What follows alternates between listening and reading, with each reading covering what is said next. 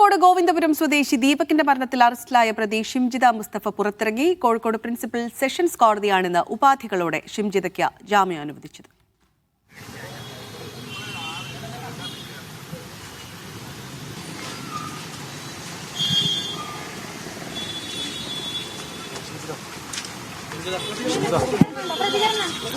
ഷിംജിത എന്തെങ്കിലും പ്രതികരിക്കാനുണ്ടോ?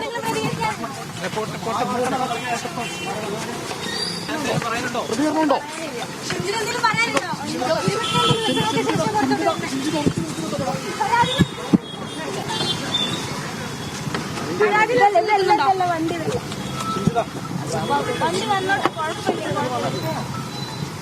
വണ്ടി വന്നോട്ടെ പ്രശ്നമില്ല.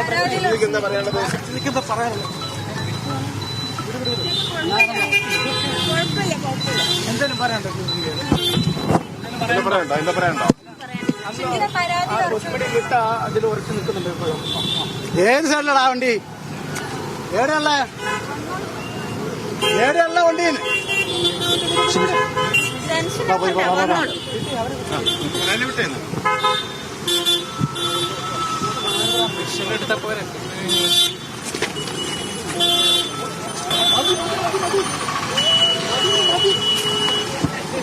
നന്ദഗോപാലുണ്ട് വാർത്തയുടെ വിശദാംശങ്ങളുമായി കോഴിക്കോട് നിന്ന്. നന്ദഗോപാൽ, അങ്ങനെ 22 ദിവസങ്ങൾക്ക് ശേഷം ഷിംജിത പുറത്തിറങ്ങുകയാണ്. പ്രതികരിക്കാനൊന്നുമില്ല എന്ന് പറയുന്നു.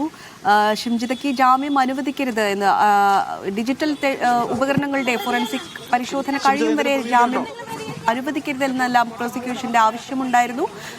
പക്ഷേ എന്നാലും സെഷൻസ് കോടതി ഇപ്പോൾ ജാമ്യം അനുവദിച്ചിരിക്കുന്നു. ഷിംജിത എന്താണ് പ്രതികരിച്ചത്? അതുപോലെ ദീപകിന്റെ കുടുംബത്തിന്റെ പ്രതികരണം എന്താണ്? ദീപകിന്റെ മരണവുമായി ബന്ധപ്പെട്ട് കഴിഞ്ഞ 22 ദിവസമായി ഷിംജിത ജയിലിൽ തന്നെ കഴിയുകയായിരുന്നു. ഇന്നാണ് ഇപ്പോൾ ജാമ്യം അനുവദിച്ചിട്ടുണ്ടായിരുന്നത്. അല്പസമയം മുൻപ് നടപടിക്രമങ്ങളൊക്കെ പൂർത്തിയാക്കിയ ശേഷം ഷിംജിത ജയിലിൽ നിന്നും പുറത്തേക്ക് പോവുകയും ചെയ്തിട്ടുണ്ടായിരുന്നു. ഇതിൽ പ്രോസിക്യൂഷൻ പറഞ്ഞ പ്രധാനപ്പെട്ട ഒരു കാര്യം, ഷിംജിതയുടെ ദീപകിന്റെ ഫോണിന്റെയും ലാപ്ടോപ്പ് ഫോറൻസിക് പരിശോധന ഉൾപ്പെടെ പൂർത്തിയാകേണ്ടതുണ്ട്.